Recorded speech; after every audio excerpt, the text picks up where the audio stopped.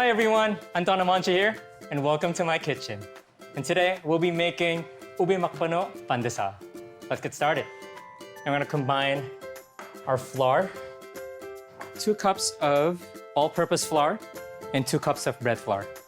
Bread flour gives you a chewier and softer bread after baking. Add in my salt, white sugar, and then just mix them. Now this is our ube powder. This is gonna give our pandesal its nice flavor and color. I'm gonna rehydrate this using some hot water right over here. Give it a nice mix. And once it's nicely dissolved, set it aside. Now, let's finish this off by getting our warm milk. Pour it into the flour mixture that we have set aside. Give it a mix. Let's grab our oil. And then our eggs. And mix it till well combined. Then let's get our yeast. This time around I'm using instant yeast, so you can just add it straight in. And then it's time for us to add in our ube flavor. Look at that nice vibrant color right over here. All right, so and give it a quick mix. This is where the real workout begins. Get a little bit of our flour. Just let it slide. Now you can opt to lightly grease your hands, or you could just basically get flour and do this and start working out. Just gonna stick. Don't worry about it.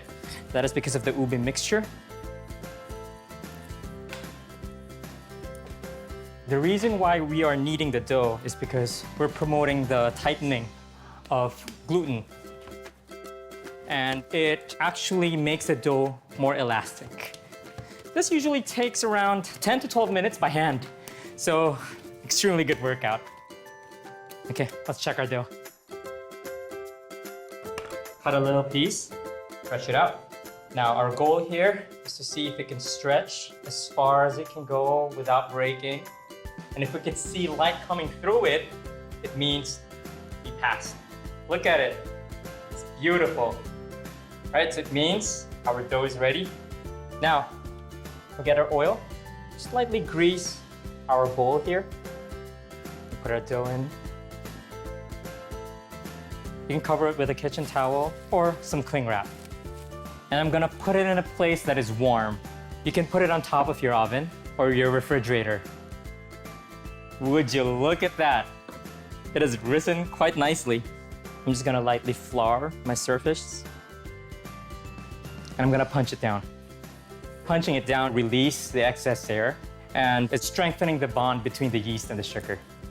Hence, you get a flavorful bread. You wanna punch it down firmly, but gently, because yeast is alive. You wanna nurture it. After punching the dough down, I'm gonna knead it twice before we start rolling it into a log. Cut them into your desired shape or weight. Form your hand into kind of like a letter C and start rolling. Do a circular motion. Now we have divided them into individual portions. We can start rolling them out.